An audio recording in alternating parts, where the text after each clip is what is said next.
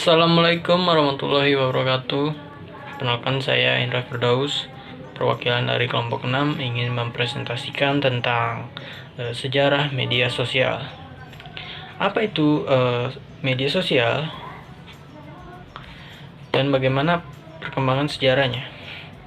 Yang dimana saat ini sosial media telah menjadi sesuatu yang populer dan dibutuhkan sebagai gaya hidup. Sosial media merupakan suatu platform wahana interaksi pergaulan dunia internet atau online. Para pengguna sosial media dapat melakukan interaksi, komunikasi, dan sharing di dunia maya yang tanpa ada batasan waktu dan jarak selama tersambung dengan internet. Perkembangan sosial media begitu signifikan dari tahun ke tahun. Pada tahun 2002, kita mengenal yang namanya Friendster. Friendster sempat merajai dunia sosial media, mengingat penggunanya cukup tinggi. Tidak heran, peminatnya tinggi mengingat banyak orang yang ingin membuka pergaulan di dunia maya yang tanpa batas. Perkenalkan, nama saya Dan Satria. Saya ingin melanjutkan pada slide 7, lahirnya sosial media dan website. Awal mulai sosial media berbasis website ini lahir pada tahun 1999. Ini merupakan tonggak kelahirannya website-website online. Nah, ini bergerak untuk dalam sewa hosting, penyimpanan data, dapat diakses untuk seluruh orang untuk mengakses internet. Kita masuk ke slide 8. Nah, ini adalah contoh gambaran media sosial Sigtecrash pada tahun 1900 sampai 1997 sampai 1999. Oke, kita masuk ke slide 9, yaitu dunia sosial terus mengalami perkembangan. Jelas, hingga sekarang 2020 semua orang dapat mengakses apapun, dapat berkenalan dengan siapapun dengan cepat dan singkat oleh aplikasi-aplikasi yang canggih yang dikeluarkan oleh App Store dan Play Store. Nah, kita turun kembali lagi pada 97 sampai 99 terciptanya, yaitu media sosial komunikasi yang bernama Sigtecrash dan Classmate.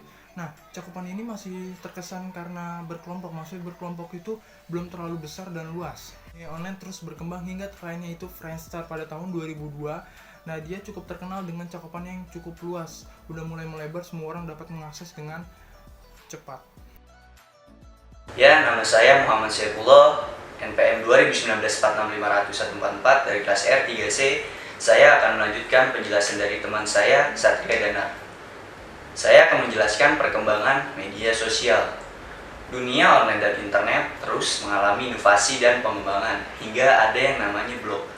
Pada saat itu, blog hadir sebagai media online untuk kalangan yang senang menulis dan juga berbagi. Awal kehadiran blog lebih terkesan sebagai diari atau media catatan pribadi. Di era digital saat ini, blog juga menjadi sesuatu yang wajib, tidak hanya memuat diari, namun juga blog dijadikan sebuah promosi bisnis. Semakin meningkatnya kemampuan intelektual, inovasi perkembangan teknologi membentuk fenomena era digital lahir dan bertumbuh subur. Sosial media telah menjadi masyarakat saat ini. Sosial media dengan berbagai karakter dan keunggulannya masing-masing telah lahir sebagai sarana yang dianggap mampu membantu kehidupan masyarakat masa kini. Salah satunya dapat beberapa media sosial yang dapat kita jumpai, yaitu ada Facebook, Twitter, MySpace, LinkedIn, Google, Pinterest, Instagram, dan banyak lainnya. Aktivitas di media sosial sudah menjadi konsumsi sehari-hari masyarakat. Keberadaannya tidak hanya sebagai media interaksi dan komunikasi, namun sudah pada fungsinya bisnis. Media online bisa juga dijadikan media sebagai jual beli online. Sekarang juga bisa digunakan seperti itu. Media online sebagai tempat beriklan juga bisa dilakukan di media online tersebut. Tidak ada yang tidak bisa yang dilakukan ataupun perubahan-perubahan yang dilakukan di era digital ini. Demikianlah sedikit gambaran awal mula bagaimana lahirnya media sosial, karena memang benar manusia terlahir selain sebagai makhluk individu dengan karakter dan ciri khasnya masing-masing, Manusia juga makhluk sosial yang tidak bisa lepas dari manusia lainnya. Namun dengan perkembangan sosial media bukan tidak memiliki efek buruk. Gaya hidup yang menjadikan sosial media sebagai cara bergaul menyebabkan matinya pergaulan tetap muka dengan santai, berobrol-obrol langsung seperti dahulu kala sebelumnya datang era digital ini. Tidak jarang fenomena gathering, namun masing-masing orang sibuk dengan memantengin jet-jetnya masing-masing yang memilih bersosialisasi di dunia maya dibandingkan di dunia nyatanya. Mungkin itulah penjelasan dari saya yang akan dilanjutkan dengan teman saya, Fajar. Terima kasih. Assalamualaikum warahmatullahi wabarakatuh. Nama saya Fajar Fadila Saleh Putra. Di sini saya akan menjelaskan tentang kelebihan dan kekurangan dari media sosial. Yang pertama, saya akan menjelaskan tentang kelebihan dari media sosial. Kelebihan media sosial: 1.